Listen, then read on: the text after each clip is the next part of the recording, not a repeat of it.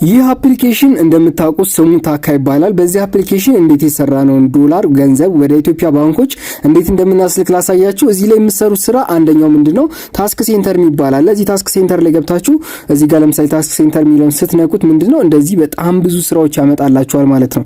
ከሚያመጣላችሁ ስራዎች መካከል ኮምፕሊት ባዮ ስታደርጉ አንድ፣ እዚህ ጋር ኮምፕሊት ዩር ፕሮፋይል ስታደርጉ ሁለት እያለ የተለያዩ ነገሮችን እዚህ ጋር ላይክ የፖስት ኦፍ የሶስት ሴቶችን ፎቶ ላይክ ስታደርጉ እንደዚህ እያለ በጣም ብዙ ይሰጣችኋል ማለት ነው። እንደዚህ በዚህ መንገድ ታስኮችን በመስራት ዴይሊ ታስኮችን በመስራት እንደዚህ ይሰጣችኋል።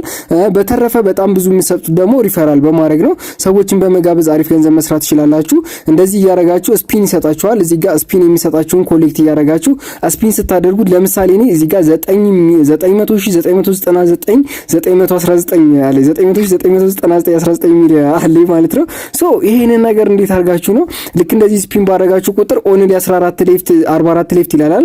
ልክ ስፒን አርጎ ሲጨርስ ደግሞ አሁን ለምሳሌ ልክ እዚህ ጋር ሳረገው ምንድነው 8 ሰጠኝ 16 ይሆንና እዛ ጋር እየተቀነሰ እንደዚህ ይሰጣል። ከዛ የሰራነውን እንዴት ነው የምናወጣው የሚለው የብዙዎቻችሁ ጥያቄ ነው አይደለ? ላሳያችሁ። እዚህ ጋር እንደምትዩት በጣም ሀበሾች ብር እያወጡበት ያለ ነው ማለት ነው። እዚህ ጋር ያቡ 18 ኢትዮጵያዊ ነው። እዚህ ጋር ቤባኪንግ እዚህ ጋር ኢትዮጵያዊ ነው። እንደምትዩት ብዙ ሰው እያወጣበት ነው።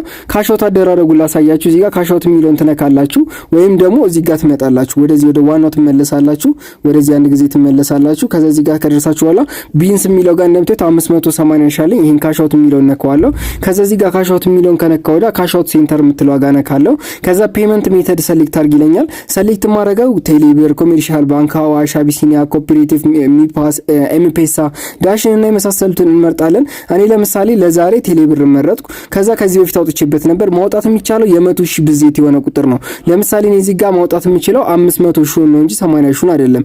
500,000 አወጣለሁ ማለት ነው። 500 እዚህ ጋር 0 አንድ ጊዜ አጠፋትና አንድ ጊዜ እቺኛዋን ምን አረጋታለሁ ማለት ነው 0 አረጋታለሁ። 500,000 ይሆናል ማለት ነው። እዚህ ጋር አንድ ጊዜ አንዷን 0 ሳጠፋው እንደምትዩት ይሄ የሚሆነው ደግሞ አጠቃላይ 8300 ብር ይደርሰኛል ማለት ነው። አካውንት ነምበርና ስሜ እዚህ ጋር አለ። ከዛ እዚህ ጋር ዊዝድሮ የምትለው አነካዋለሁ። ከዛ እዚህ ጋር ታክስ ተቆርጦ 8300 ብር ይደርሳል ይለኛል ማለት ነው። እዚህ ጋር ሰርቪስ ቻርጅ እዚህ ጋር ኮንፊርም ነው ሰሚ ሰክሰስፉል ይለዋለሁ ማለት ነው። እንደምታዩት በምታዩት መልኩ ያልቃል ማለት ነው። እዚህ ጋር እንደምታዩት 3200 ብር ከዚህ በፊት ትናንትና አውጥቼ ነበር። ቀኑ ማየት ትችላላችሁ። በሁለት ቀን 10,000 ብር ሰርቻለሁ። ነገር ግን አፕሊኬሽኑ በጣም አዛና አስቸጋሪ የሆነ አፕሊኬሽን እንደሆነ ልነግራችሁ እወዳለሁ ማለት ነው። ቀጣይ ቪዲዮ ላይ እስከምንገናኝ መልካም ጊዜ መልካም ቆይታ። ፎሎው እና ላይክ ማድረግ እንዳትረሱ።